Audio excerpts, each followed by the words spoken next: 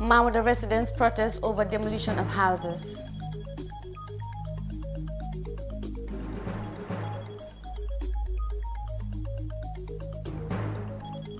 Finance Minister presents 2021 budget estimates for approval.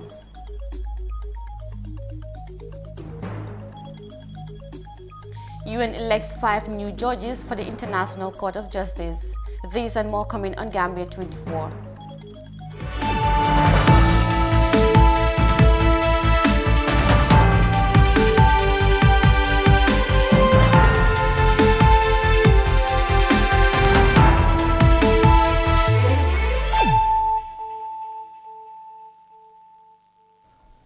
Welcome back. You're watching Gambia 24 with me, Mariama Cham. Thanks for joining us, and now the news in detail. Residents of Mamuda village in the West Coast region on Friday staged a protest over the demolition of their compounds. The protesters said that one Sirifo Bojang of Jambur village, who claimed to have inherited the land from his ancestors, have accompanied by personnel of the police intervention unit to demarcate their property on Thursday around 2 p.m. Sona Tunkara reports. Protesters barricaded the roads with burning tires and broken bricks, thereby preventing access to the Latiria Jambanjeli highway. They said their compounds were being demolished without a notice from the authorities. According to them, Sirifo Bojang arrived with police officers and excavators on Thursday to have constructions brought down. One of the protesters, Buba Silla, said they are in pain and need the attention of the government to settle the matter. It happened in the afternoon around 2.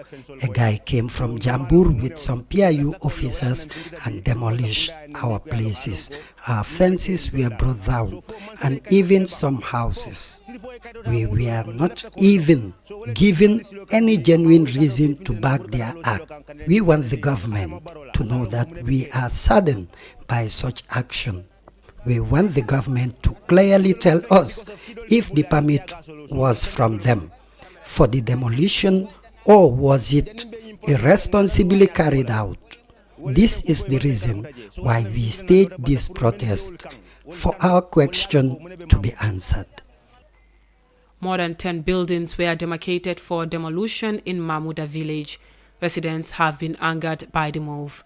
Anti-riot police officers were deployed to the ground to stabilize the situation. However, the protesters were adamant and needed answers to their questions. I just want to ask a few questions to the authorities responsible. I was called this morning that my compound was demolished, but there was no notice given to me that there was a demolition order or there was a court order for the demolition. We were not served any notice. I was just called this morning that the demolition has already been done yesterday. My question to the authorities responsible, who have they gone to court with? Because one person cannot go to court alone. We were never served a court notice. They have never given us even a single notice. Who have they gone to court with? And that court order they have, since when did they have that court order? We have been doing our developments for the past months. And if the matter was already in the court, why didn't they stop any development within those areas? But how can they wait until we were all done with our developments and they came for demolition? And there are a few things that I know regarding to demolition. The person has to be served a notice of demolition before the demolition is carried out. We are not, that was not done. Secondly, the person that the compound belongs to should carry out that demolition. If the person fails to do so, then that's the time they will do the demolition after the notice period has elapsed. Authorities responsible, physical planning, district division, Ministry of Local Government and Lands, let them come out to us and talk to us because we put them there. Some of the compounds demolished are newly built. The police commissioner for the West Coast region was on the ground and he said no complaint was filed with his office regarding the matter. He therefore condemns the protest, which he said was being held without a legal permit. I am not saying that we will not say or do something about their issue. No, we will not say that. But You can only solve a problem that you are aware of. You understand me? They have never come to my office to say, no, that land in dispute belongs to Ross. It's not the other party. If you feel that you are offended, come to the law. Come and tell me. Nobody will harass, nobody will beat you.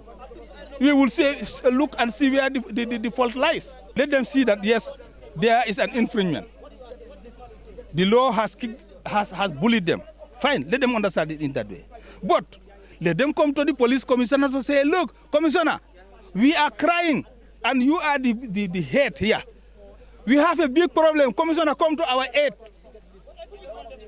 This is their right and this is what they are supposed to do. Let them now see what commissioner is going to say or do. But because they were not given a notice, would not license them to barricade the road, yeah, boy. Riot police officers were able to calm the situation before it could turn violent, and the protesters are expected at the police commissioner's office in Banjulundi to have their statements taken. Nonetheless, the protesters say they plan to go to court because they have legal documents to back their ownership of the plots of land. For iAfrica TV, Sohna Tungara. Those were natives of Mamuda protesting against their demolished property. Now, after 2 days of voting, the UN General Assembly and Security Council have elected 5 new members to the International Court of Justice, the ICJ. The Hague-based ICJ, which is also known as the World Court, is the principal judicial organ of the United Nations. Details in this report.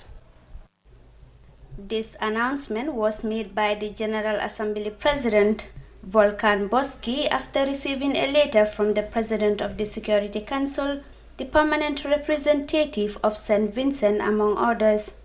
The judges of the International Court of Justice are elected by both the General Assembly, where all the 193 UN member states are represented, and the 15-member Security Council.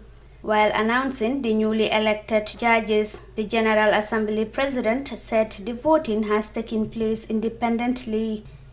As a result of the voting which has taken place independently in the General Assembly and the Security Council, the following 5 candidates have obtained an absolute majority in both bodies: Iwasawa Juji, Japan; Georg Nolte, Germany; Yulia Sabatunde, Uganda; Peter Tomka, Slovakia; and Han Kin-shu, China.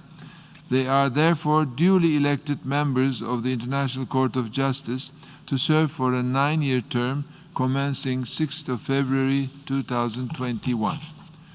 Candidates are required to obtain an absolute majority of votes in both chambers, that is 97 in the General Assembly and 8 in the Security Council. 5 seats come up for election every 3 years, and there is no bar on consecutive terms. Judges are chosen on the basis of their qualifications, not their nationality, but no 2 judges can be from the same country. Effort is also taken to ensure that the principal legal systems of the world are reflected in the composition of the court. The ICJ is composed of 15 judges and settles legal disputes between states, in addition to providing UN entities with advisory opinions on legal matters. Located in The Hague, the court is one of the 6 principal organs of the UN and the only one not situated in New York. For iAfrica News, I am Julden Suare. UN there elected 5 new judges for the World Court. Now, the newly elected National Assembly member for Nyamina West has been sworn in on Thursday. Biram Sow of the National People's Party defeated Yoro Jallow of the Gambia Democratic Congress in the November 7th by-election in the Central River region by 910 votes. Honorable Sow was sworn in at the National Assembly building in Banjul. Let's take a listen.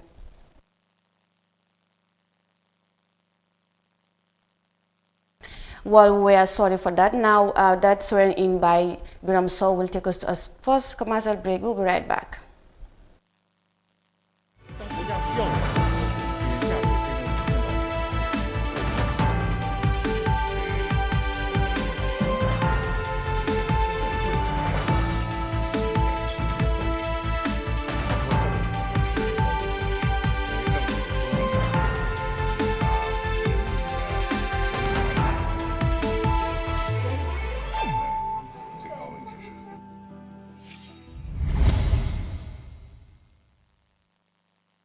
Welcome back, and now to the rest of our stories.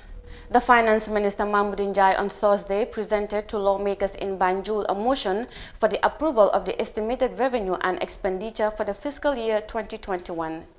With the COVID-19 pandemic, the domestic growth rate for 2021 has been revised downwards from 6.3% to negative 1.5%. More in this report. The economy of the Gambia suffers a huge setback during the pandemic as key revenue-generating sectors were closed due to the coronavirus pandemic. The Gambia's lockdown measures like the closure of land, sea and air borders likely affected the country's economic growth rate, according to the Finance Minister. The smaller growth projections for Gambia are also based on the shocks associated with the closure of all the points of entry, notably the airport and the land borders, the lack of tourism-related activities which have collectively crippled the tourism sector and stifled economic activities throughout the country. In essence, domestic growth rates for 2021 have been revised downwards from 6.3% to negative 1.5%, with an anticipated 3% of GDP loss in tax revenue for the fiscal year. Meanwhile, Mamuda assures that the 2021 budget will help the economy to recover from the clutches of the pandemic by supporting sectors of the country. While striving for equilibrium and avoiding dislocation within our fiscal space, the 2021 budget aims to stimulate economic recovery through practical and tangible support to all sectors of the economy. The budget also reaffirms our national commitment to leave no one behind by enhancing our social protection response programs. As earlier mentioned, the 2021 budget will place emphasis on social service delivery. The Gambia's total revenue and grants for 2021 is estimated to grow by 5%. Mamuda explains.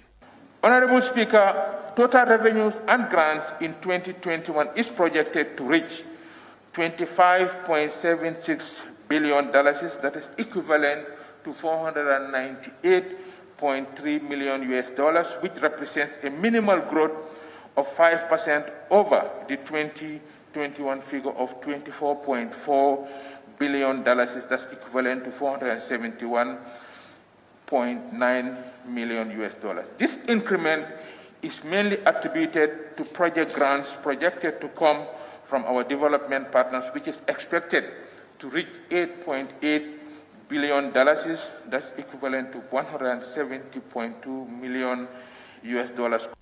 Lawmakers are expected to debate on the 2021 budget estimates and subject it to various stages of scrutiny and possible cuts before it is approved. Reporting for iAfrica News, I am Mariama Cham. Finance Minister there presented the 2021 budget before lawmakers for approval. Now, the Department of Agriculture has recently appointed 57 new staff as village extension workers to be deployed throughout the country, according to a government briefing on Friday. The appointments are expected to give a boost for an effective extension delivery system. Aisha Tambandur has more in this report. The appointment of the new agri-extension workers is in line with a new developed extension policy by the Ministry of Agriculture. Currently, there are few agriculture extension workers in the field, and this directly affects farmers' capacity to increase food production and productivity. On Friday, the Minister of Information, Ibrahim Silla, who regularly leads the weekly government briefing, told journalists that farmers will have appropriate advice as a result of the appointment.